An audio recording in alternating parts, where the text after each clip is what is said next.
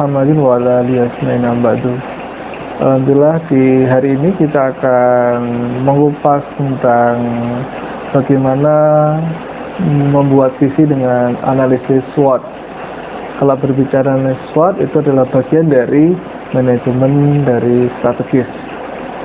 Nah, analisa SWOT adalah teknik perencanaan strategis yang berguna untuk menilai kekuatan dan kelemahan, peluang dan ancaman dalam sebuah organisasi, baik yang rencana yang sudah ada maupun yang sudah akan baru. Analisis SWOT pertama kali diperkenalkan oleh Albert S. Humphrey pada tahun 1960-an. Kemudian manfaat analisis SWOT, manfaat bagi organisasi sendiri merupakan strategi penentu ke depan dalam hal keberlangsungan operasional. Bagaimana sebuah organisasi menjalankan strategi misinya untuk mencapai tujuan visi organisasi tersebut. Nah, kalau kita lihat faktor-faktor analisis SWOT, yaitu yang pertama adalah faktor internal. Faktor internal itu terdiri dari strength dan weakness, kelebihan atau kelemahan internal organisasi, keuangan atau finansialnya, sumber daya yang dimiliki sebuah organisasi itu sendiri. Kemudian ada faktor eksternal, yaitu opportunity dan threat. Di sana kalau melihat dengan opportunity dan threat itu ada tren, lingkungan, budaya, organisasi, ideologi, sosial politik, perekonomian, perkembangan teknologi, sumber-sumber permodalan, peraturan pemerintahan, peristiwa-peristiwa yang terjadi dalam sebuah organisasi. Itulah yang dinamakan dengan faktor eksternal, yaitu opportunity dan threat atau ancaman. Kemudian bagaimana kita mencoba untuk metode analisis SWOT-nya? Pada bagian metode, teman-teman diajarkan bagaimana melihat korelasi atau hubungan yang harus diperhatikan dalam membuat analisis SWOT. Yang pertama, bagaimana kekuatan, strength, mampu mengambil keuntungan dari sebuah peluang, opportunity yang ada. Jadi, kekuatan itu bagaimana mengambil atau melihat keuntungan-keuntungan yang ada dalam sebuah peluang-peluang sebuah organisasi. Yang kedua adalah bagaimana cara mengatasi kelemahan, weakness, yang untuk mencegah keuntungan. Jadi menghambat keuntungan itu apa kelemahannya itu.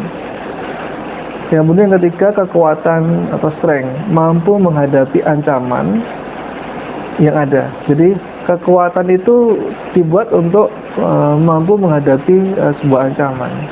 Yang keempat, bagaimana cara mengatasi kelemahan atau weakness yang mampu membuat ancaman threat menjadi nyata atau menciptakan sebuah ancaman yang baru.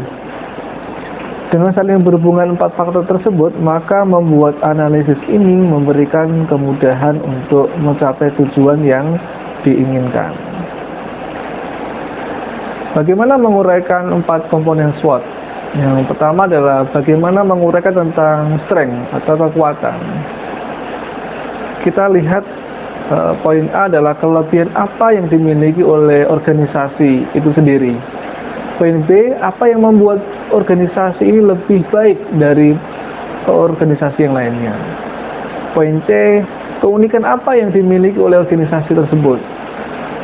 Poin D, apa yang menyebabkan perusahaan atau organisasi mendapatkan penjualan atau mendapatkan marketing. Poin E adalah apa yang dilihat atau dirasakan oleh konsumen sebagai suatu kelebihan. Kemudian menguraikan weakness atau kelemahan. Apa yang harus ditingkatkan oleh organisasi tersebut? Apa saja yang harus dihindari oleh perusahaan tersebut atau organisasi? Faktor apa saja yang menyebabkan kehilangan organisasi?